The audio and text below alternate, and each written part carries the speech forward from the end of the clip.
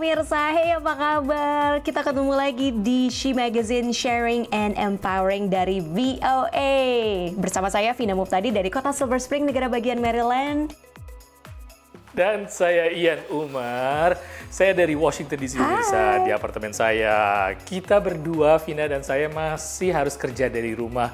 Apalagi di tengah pandemi seperti ini. Dan juga Amerika kan memang negara yang paling banyak terdampak dari pandemi COVID-19 ini. Waduh, susah juga ya sebenarnya di sini. Ya, makanya supaya tetap aman, kita berdua masih saling jaga jarak, social distancing, ya kan? Tapi tentunya tetap kita akan menghadirkan beragam isu-isu menarik seputar perempuan, dunia perempuan, dan juga para perempuan yang inspiratif. Kita awali dulu dengan News Flash. Arsitek lanskap Indonesia di Selandia Baru bernama Ivy Solisa Ellison mendesain playground inklusif yang ramah bagi penyandang disabilitas. Playground ini bahkan dapat penghargaan playground terbaik Selandia Baru tahun ini. Dua perempuan Inggris memecahkan rekor keliling dunia dengan sepeda tandem dalam waktu tercepat. Kat Dixon, 54 tahun, dan Raz Marsden, 55 tahun, mengelilingi dunia dalam waktu 263 hari, 8 jam, dan 7 menit. Institut Pendidikan Antariksa India mengatakan 2 remaja perempuan India telah menemukan sebuah asteroid yang sedang menuju ke bumi dengan cara menganalisa gambar-gambar yang diambil dari teleskop Universitas Hawaii. Nah, pemirsa, She Magazine, di sini banyak sekali mahasiswa dan juga mahasiswi berbakat yang kuliah musik di sini. Mereka biasanya milih jurusan untuk komposisi ataupun juga music production ataupun mereka fokus terhadap salah satu instrumen. Tapi mahasiswi yang satu ini justru agak berbeda ya, Vin ya? Beda banget, karena dia justru memilih jurusan Music for Healing and Therapy. Jadi musik ini digunakan untuk membantu pemulihan atau membantu meringankan gejala atau kondisi Alzheimer serta autisme. Langsung aja kita ketemu dengan perempuan inspiratif berikut ini yang bernama Laura Sekar Putri.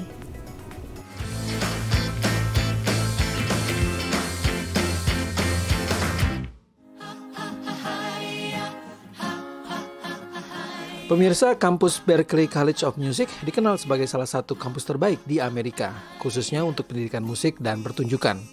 Sejumlah nama musisi Indonesia seperti Niall Juliarso, Aminoto Kosim, dan penata musik Andi Rianto merupakan lulusan kampus yang berpusat di kota Boston, Massachusetts ini.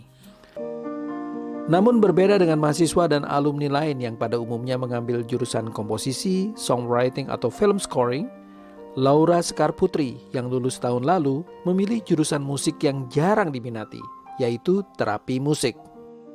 I realized that music has the power to lift my mood dan juga membantu banyak orang yang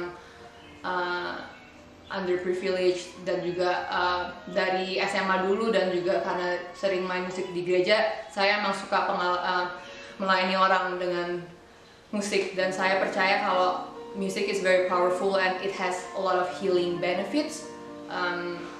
Pengalaman personal juga, dan akhirnya saya memutuskan untuk major in music therapy, dan I've never regretted. Laura yang pernah mendapatkan penghargaan beasiswa profesional dari New England Regions, Asosiasi Terapi Musik Amerika ini, sejak lulus telah bekerja di layanan terapi musik untuk pasien-pasien psikiatri di Rumah Sakit Beverly. Selain itu juga bekerja di pusat rehabilitasi dan perawatan khusus bagi warga usia lanjut di Herrick House dan Sick House. Saya juga mengajar piano dan juga mengajar general music for preschool atau buat anak-anak TK di Park Street School di Boston. Jadi itu juga merupakan pengalaman yang sangat indah karena saya suka banget anak-anak yang masih kecil dan balita, dan mereka sangat enjoy music. Di tengah kesibukan ini, Laura masih menyempatkan diri untuk berkolaborasi dengan teman-teman dari Berklee Music yang sedang berada di rumah karena pandemik COVID-19.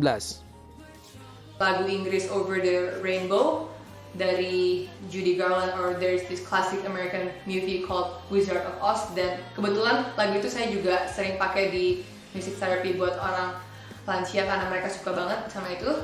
Dan kita pair lagu itu dengan lagu hit Indonesia Niji, Laskar Pelangi. Tentunya teman-teman tahu mimpi adalah kunci ya itu. Jadi kita gabung ini, dan di tim production kami kita arrange awalnya mulai acapella atau tanpa instrumen, jadi hanya suara kayak group vokal gitu, dan kita nyambungin ke medley dengan Laskar Pelangi full band, dan banyak banget deh teman-teman yang very kind enough to do their improvisation dan juga untuk ikut gabung. Jadi kami sangat bersyukur, responnya sangat positif, sampai Kak Giring sendiri, vokalis Niji juga kasih jempol, dan dia juga bilang thank you banget, and hopefully this project can bring some smiles during these tough times for Indonesia.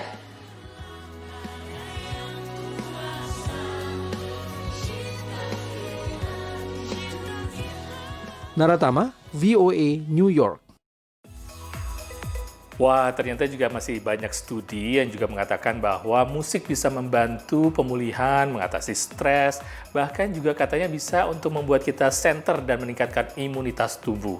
Bisa begitu juga ya ternyata, Evin ya? Bisa, dan bisa bikin happy juga ya kan? Makanya pemirsa, Ya. turn on the music right now ya, sambil nunggu kita balik lagi karena She Magazine akan balik lagi setelah yang ini.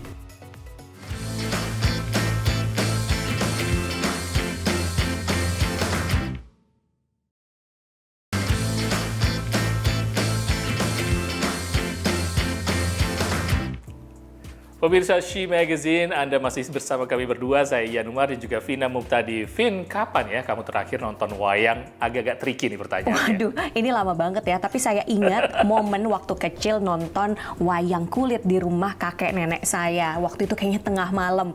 Tapi kalau sekarang gimana kita bisa nonton wayang di Amerika, Ian?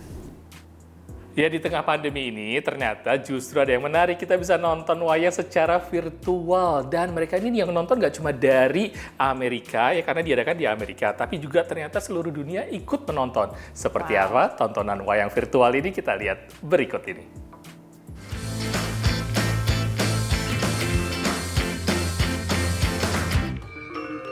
Di masa pandemi corona, wayang-wayang tak harus bersembunyi di kotak kayu. Mereka masih bisa menghibur warga Amerika lewat pagelaran wayang virtual. Meski penonton tidak bisa melihat sosok dalang atau penabuh gamelan, mereka menikmati pagelaran wayang yang berlangsung 45 menit dengan cerita Hanuman Duta ini. It was groundbreaking performance in a way that was, as you say, very challenging because he didn't have a live group behind him. Mendalang tanpa diiringi gamelan, memang begitulah awal dari proses kreatif yang dilakoni Midianto yang juga mengajar gamelan Jawa di Universitas Berkeley untuk menciptakan pagelaran wayang kulit mini virtual ini. Pengalaman pertama buat saya dan ini pertunjukan pertama sedunia, bukan hanya orang lain belum pernah. Pertama kali unik sebenarnya, unik dan susah sebenarnya, bukan unik ya, susah. Karena adegan wayangnya itu saya rekam di University of California Berkeley tanpa musik. Hasil rekaman video mendalang dengan kamera telepon genggam itu kemudian ia kirim ke Indonesia untuk diisi iringan gamelan yang dimainkan beberapa mahasiswa Institut Seni Indonesia di Solo yang tergabung dalam Sanggar Murti Raras. Untuk musik itu yang paling sulit adalah irama, ketukan. Karena kan video dari sana tidak menggunakan ketukan. Jadi kita harus mengatur musik agar bisa pas. Ya itu adalah kendala yang paling sulit. Asik ada, perasaan asik. Wah ini sesuatu yang baru. Kita merasa tertantang, kita ingin menyelesaikannya. Suntingan video hasil kolaborasi jarak jauh ini kemudian dikirim ke New York untuk ditayangkan lewat Zoom, Facebook, dan YouTube yang tidak hanya bisa ditonton di Amerika tapi juga di 4 benua lainnya. Siapakah yang menikmati betul-betul itu roh pertunjukan wayang? Ya hanya orang-orang dalam sekitar di situ, pekarangan. Tapi plus kita yang sekarang 5 benua kan. Nah, jadi plus minusnya ada. Penggagas acara ini, Lia Suntoso juga mengakui bisa jadi pertunjukan virtual mengorbankan aspek estetika. Tapi lewat kemasan seperti ini, ia berharap semakin banyak orang menonton pertunjukan wayang kulit. Vision saya adalah bagaimana menjadikan wayang itu mainstream entertainment. Kalau misalkan diplomasi budaya adalah salah satu komponen yang bisa menjadikan itu mainstream entertainment, ya jadilah. Kan begitu. Pertunjukan perdana ini menjadi pertanda baik karena selain ditonton banyak orang, juga telah dicatat dalam rekor muri sebagai pertunjukan wayang virtual pertama dalam bahasa Inggris. Supriyono, VOA. Nggak cuma wayang yang sekarang dihadirkan secara virtual, konser musik juga gitu. Nah, baru-baru ini ada konser amal yang dilakukan sama para mahasiswa dan juga komunitas Berklee College of Music yang ada di Boston. Seperti apa sih, Ian? Seru banget karena mereka juga untuk menggalang dana dan juga ini disambut baik oleh artis-artis Indonesia yang terkenal. Mereka bisa berkolaborasi dengan Monita Tahalea, Tompi, dan juga Rama Widi.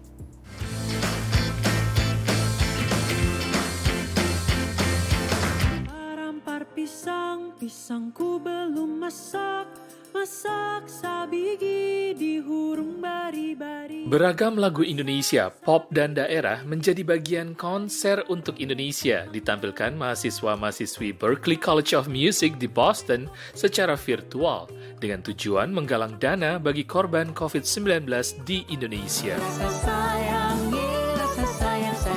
Konser berisikan 9 lagu berdurasi hampir 1 jam ini dirilis tanggal 4 Juli lalu di akun YouTube Permias Massachusetts serta sejumlah akun media sosial lainnya. Basically ini merupakan konser virtual yang pre-recorded. Jadi kita akan siapin semua bahan dan semua rekamannya terlebih dahulu, baru habis itu di-compile dan nanti tinggal di-streaming di platform streamingnya. Konser ini tujuannya sih kita membawa lagu-lagu Indonesia dari pop hingga lagu-lagu daerah juga yang kita aransemen ulang untuk membantu dalam menggalang dana untuk gerakan Bagi Asa ya dari Food Bank of Indonesia agar bisa memberi pangan kepada warga-warga Indonesia yang kena dampak COVID-19 gitu. Kolaborasi sekitar 30 musisi Berklee College of Music ini juga melibatkan artis-artis terkenal dari Indonesia, antara lain Monita Tahalea, Tompi, dan Rama Widi. Bagi para musisi muda Berklee College of Music, ini merupakan kesempatan langka dan pengalaman sangat berharga. Mereka pas kita reach out, mereka positif banget. Emang artis-artis ini kebetulan terkenal sebagai orang-orang yang suka ikut-ikut acara-acara kayak gini, yang konser galang dana. Jadi mereka positif banget responsnya, langsung on board, mau ikut, very excited. Jadi kita juga seneng gitu kerja bareng mereka.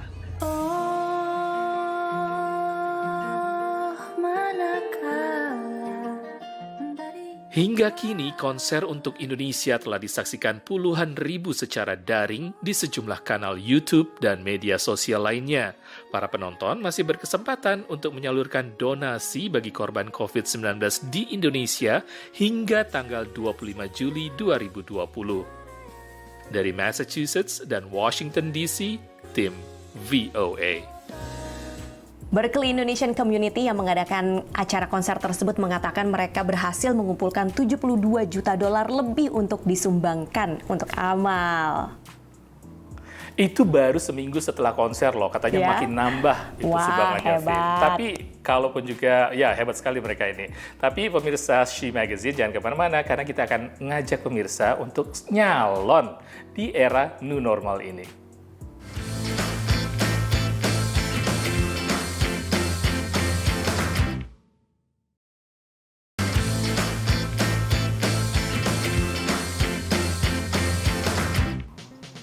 Pemirsa, Anda masih menyaksikan She Magazine, sharing dan empowering produksi VOA. Nih ya, bagi yang seneng nonton televisi ya, coba programnya masuk ke nominasi Emmy apa enggak?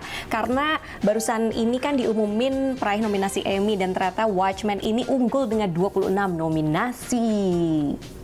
Serial HBO yang dibintangi Regina King dan merupakan drama superhero distopian yang berkaitan dengan ras, polisi, dan supremasi kulit putih itu didasarkan pada novel grafis pada tahun 1980-an. Selain itu ada juga serial komedi keluaran Amazon yang berjudul The Marvelous Mrs. Maisel yang merupakan film seri kedua yang paling banyak dinominasikan untuk Emmy dengan 20 nominasi. Disusul film Netflix Ozark dengan 18 nominasi. Penghargaan Emmy ini akan dianugerahkan pada tanggal 20 September mendatang.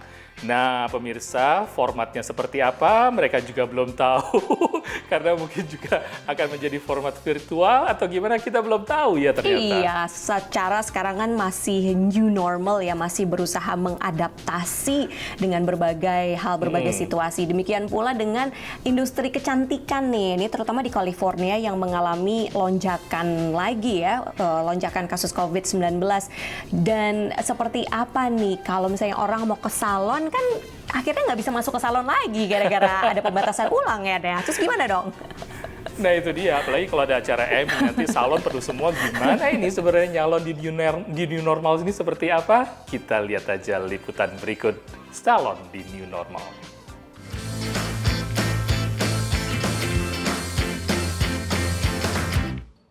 Perlu waktu dan upaya ekstra, tapi pemilik salon tak jauh dari San Francisco, negara bagian California ini, senang karena bisa menerima lagi pelanggan. It's hard and stressful, so it's going to take about an hour every day to set up, and it's going to take about an hour every day to take down. And it takes multiple people to do it. Setelah kembali memberlakukan PSBB, Gubernur Gavin Newsom memberi celah bagi salon untuk beroperasi di luar ruangan, misalnya di trotoar, garasi, atau lapangan parkir dengan pembatasan sosial. We're thankful. So we can only perform about 20% of our services, but at this point, like 20% is better than no percent. Pelanggan pun tak sabar kembali datang. I was excited. I was like, I can finally get my hair cut because they keep opening and closing all these things, and I usually get my hair cut like once a month, and it's really hard to get your haircut when they keep opening. You never know what's going to happen. So when I was able to get it outside, I'm like, heck yeah. Di Los Angeles, seorang pemilik salon juga lega. For me, I want to stay in business because if we're going to be on lockdown for 80 more months, we're going to have to shut down. Financially, we're not going to be able to do it. Salon pun memberlakukan kenormalan baru.